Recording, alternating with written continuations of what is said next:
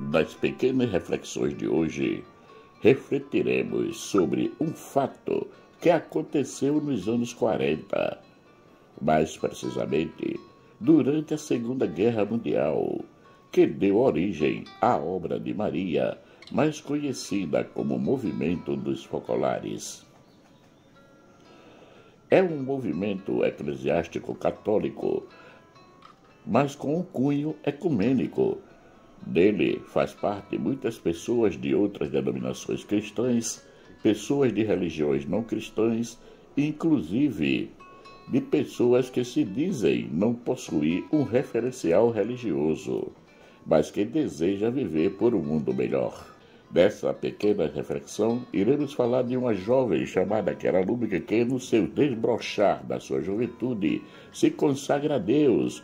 E dessa consagração nasce o Movimento dos Focolares, que tem como carisma a unidade. Sim, a realização da unidade pedida por Jesus ao Pai, a fim de que todos sejam um, como tu, Pai, estás em mim e eu em ti. João capítulo 17, versículos 20 e 21. Para quem quiser conhecer mais o Movimento dos Focolares, o endereço é este: focolares.org.br. 81 anos de um sim a Deus que me conquistou. Essa história tem um primórdio. Era o ano de 1939.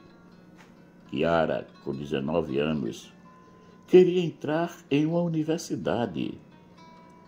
Como a sua família não podia pagar, ela se submeteu a um concurso e, por causa de um ponto, não conseguiu ser aprovada.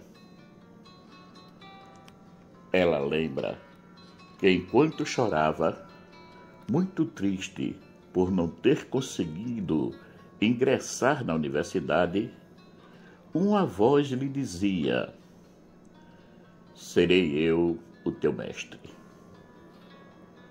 Pouco tempo depois, ela, junto com um grupo de estudantes católicas, vão à cidade de Loreto visitar o santuário de Nossa Senhora de Loreto, no qual tem a casinha de Nazaré, onde viveu a Sagrada Família, e que a tradição diz que ela foi levada para lá pelos anjos. Kiara não perdia a oportunidade de estar ali naquela casa. E ela nos conta como foi a sua experiência quando entrou pela primeira vez na casinha. Fui tomada por uma comoção tão grande,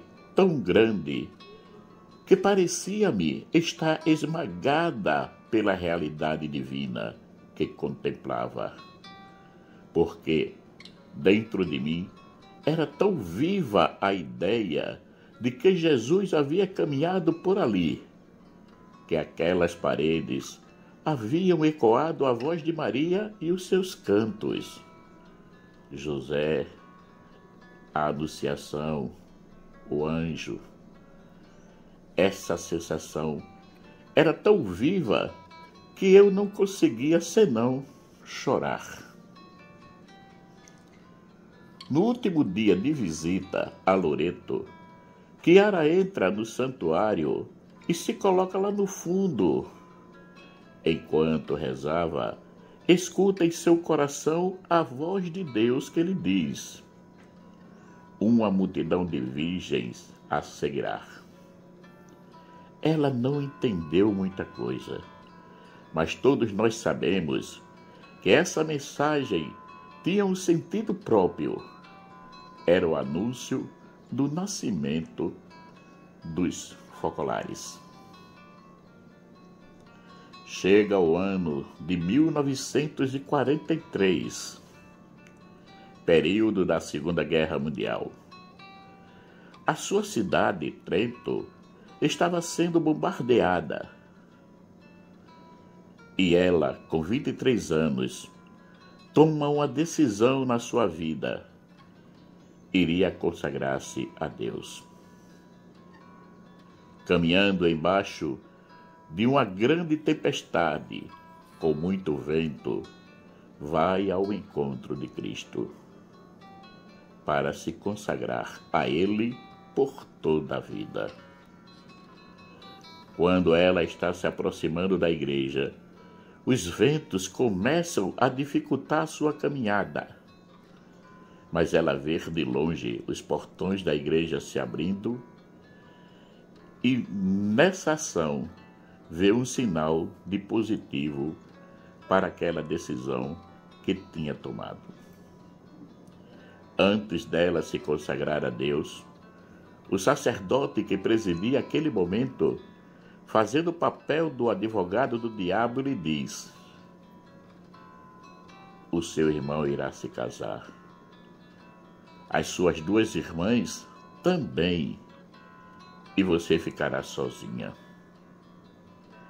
Ela respondeu: enquanto existir a Eucaristia, eu nunca estarei só. Enquanto existir um sacrário, não terei solidão. E foi com essa convicção e esse amor à Eucaristia que Chiara deu início, sem saber o que iria ser depois desse momento, a uma experiência forte com Deus. Nosso movimento nasceu do amor imenso de Chiara pela Eucaristia, portanto, Jesus era tudo na vida dela. Jesus, para chegar à sua glória, teve que passar pela sua paixão, morte e ressurreição. Logo, tratou de encontrar um momento para apresentar-se a Chiara de uma forma bem particular.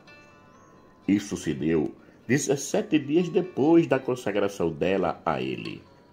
Mais precisamente, no dia 24 de janeiro de 1944, quando, por um motivo de uma doença, um sacerdote vai levar a Eucaristia para Dori, uma das primeiras companheiras de Chiara. Durante o momento do agradecimento, ele pergunta a Dori e a Chiara qual foi para elas o momento que Jesus mais sofreu. Ela responde que foi no Horto das Oliveiras, quando suou sangue. Mas ele lhes diz que foi quando Cristo gritou: meu Deus, por que me abandonaste? Chiara e Dori nunca tinham ouvido isso e logo se colocaram diante dessa afirmação, não com espanto, mas acolhendo como algo divino e que deveriam escolher Jesus naquele momento de dor como o ideal da própria vida. E aí, Jesus abandonado, que é a chave da unidade, torna-se o ponto primordial da vida daqueles que vivem a espiritualidade da unidade. Ele, abandonado, tornou-se de grande importância para a obra nascente que Chiara chegou ao ponto de escrever em 20 de setembro de 1949: tenho um só esposo na terra, Jesus abandonado. Não tenho outro Deus além dele. Nele está todo o paraíso com a Trindade e toda a terra com a humanidade. Por isso, o seu é meu e nada mais. Não existem dois Jesus, mas um único, que ora se apresenta a nós na sua glória em nosso meio e ora se apresenta a nós no seu abandono, nos momentos de dores, de dificuldades. Devemos estar prontos a acolhê-lo, assim como ele se apresenta em cada momento presente. Não devemos ficar escolhendo de qual maneira ele deve se apresentar a nós, mas devemos estar prontos a acolhê-lo logo e com alegria, não importando se é na glória ou no abandono. Não podemos deixar de falar de Maria, pois essa é a sua obra, Obra de Maria, conhecida mais popularmente como o movimento dos focolares. Nós, membros dessa obra, não devemos ter apenas uma devoção a Maria, mas devemos procurar ser, na medida do possível, uma outra Maria, que está pronta a doar Jesus ao mundo nestas épocas tão difíceis. Isso me faz lembrar da experiência de Chiara diante de Jesus Eucaristia, quando lhe pergunta o porquê dele ter tido a ideia de ficar entre nós presente na Eucaristia e não encontrou modo de deixar também Maria. Ela intuiu no fundo do seu coração uma resposta que dizia: não, não a deixei, porque quero revê-la em ti. Logo, devemos procurar ser uma outra Maria que doa Jesus ao mundo. Essa é a nossa missão. Marcos Laurentino.